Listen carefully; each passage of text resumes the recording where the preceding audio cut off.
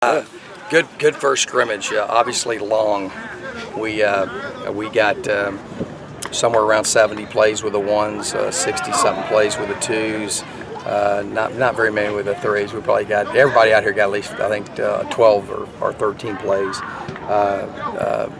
Went back and forth early in the scrimmage. Obviously, we pressured a little bit and created some negatives. Thought some really good things defensively. Man, I mean, Kalen Balaj, Gump, Mario. I tell you guys, really stuck out to me is Brimhall.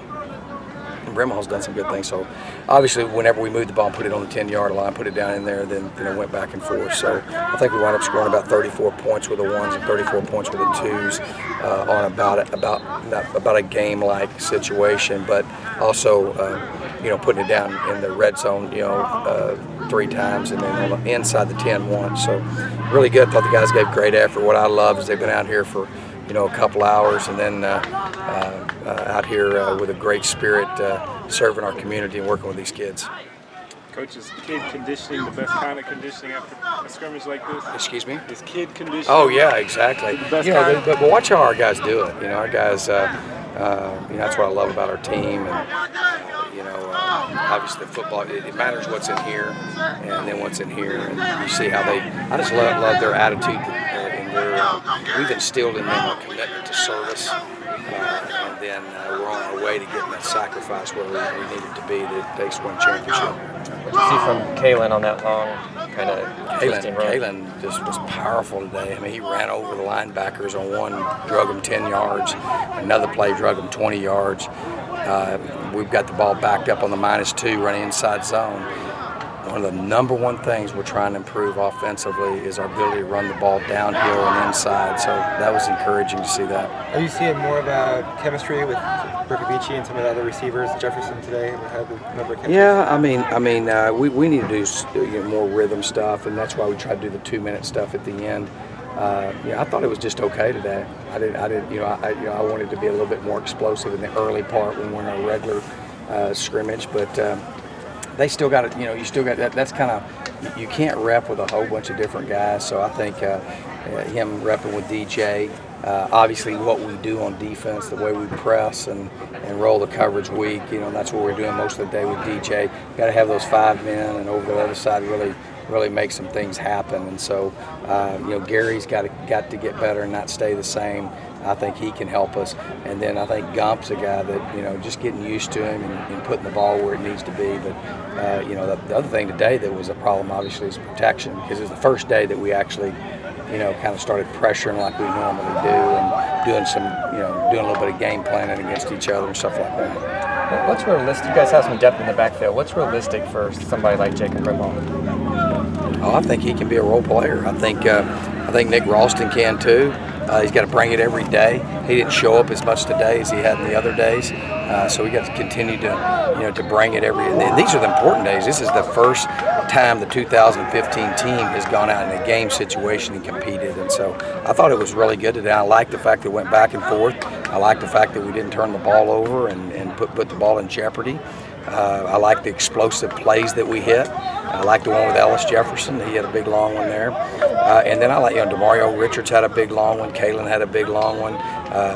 Gump had a big long one. And then the return game really looked good. The special teams still are not anywhere. Coach Slocum is not anywhere close to being remotely pleased. But, we're learning how to do special teams differently. And the return games were very explosive today, I thought, with Kalen and with DJ and with Gump. Nice battle of cornerback between Solomon Means and Kawishi Brown going back and forth between the first team. Yeah, so I think Solomon had kind of overtaken that there for a few days, and I think that's going to be an intense battle. And right now, those 3 corners have really separated themselves. And Ronald's trying to learn the position, and I just tell him don't get frustrated because he's a great athlete. He'll continue to get better. Coach, about the midway point, how would you grade your team so far this spring?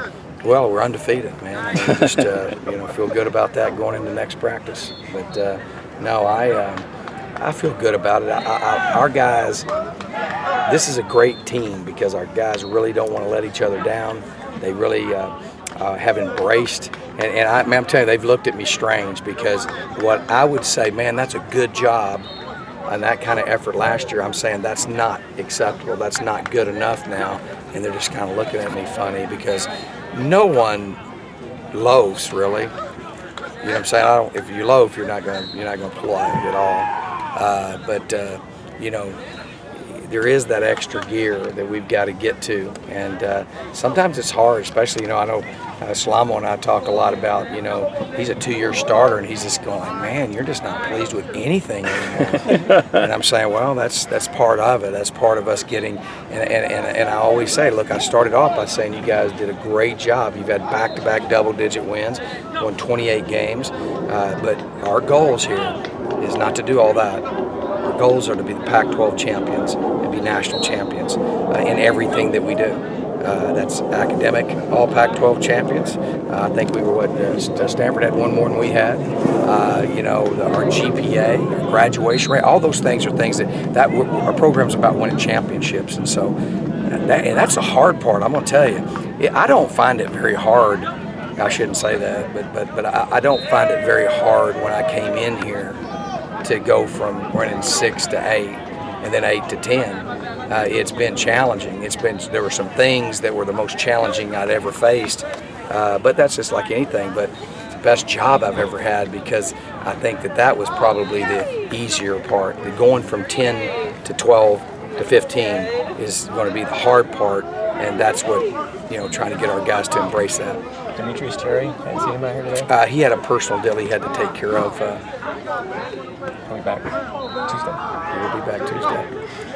Yes. Bercovici, Simone, and Carrington today in the PT42 jerseys. Can you talk about what they've shown in these early practices? Well, the PT42 jersey, one, you have to be a scholar baller. You have to be excelling academically in the classroom, and you guys know how high that standard is. But Bercovici, Simone, and Lloyd Carrington are guys. The flame helmet, so you understand what that means, that represents you're getting it done from a football standpoint. That means the effort, the film study, that we feel like you're a guy that we can win the Pac-12 championship with, and you have to earn that helmet every day. People say, well, I thought it was all about a team. Well, spring training is about developing a team, and so we're looking for 11 helmets on defense, 11 on offense, and if we get 15, 17, be great. But the most prestigious thing is to wear that PT42, because that speaks about a different level of passion when it comes to pursuing the football. I think Jordan exemplifies that. And also, you have to get it done in the classroom. Everybody that's had that jersey has lost it because of the classroom, because the standards are pretty high. And then, you know, obviously, you got to be serving. And those guys have been a great example. So, and plus, I just like putting 42 on Berkey. It looks good.